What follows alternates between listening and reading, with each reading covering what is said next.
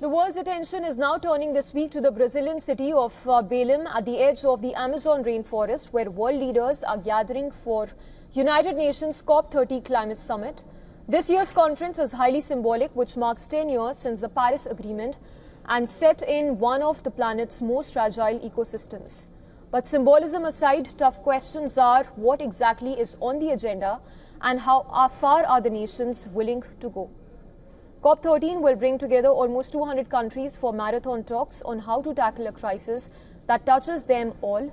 Unlike previous summits, this one has no single theme, but several thorny issues from emissions and even money to forest protection are set to dominate discussions.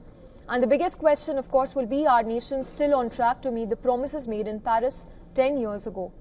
The short answer, not even close. Global emissions are not falling fast enough to meet the Paris targets of limiting warming to 1.5 degrees Celsius.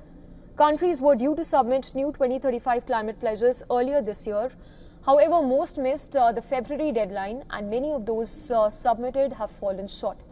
By November, only 65 nations had updated their plans on the same. China's targets disappointed observers. The EU remains divided and India has yet to finalize its pledge.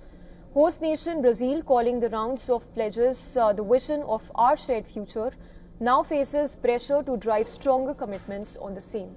At the heart of nearly every COP is money. Developing nations are demanding more financial support from wealthier countries to adapt to climate change and even shift to cleaner economies.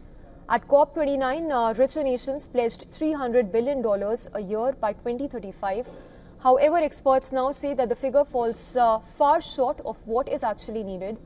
They also promised to help raise $1.3 trillion from public and private sources. However, details still remain vague. This year, climate vulnerable countries are expected to press for real commitments, not just numbers on paper. The Amazon will take center stage at COP30. Brazil chose Belém precisely to highlight the rainforests that are crucial as the world's largest carbon sink.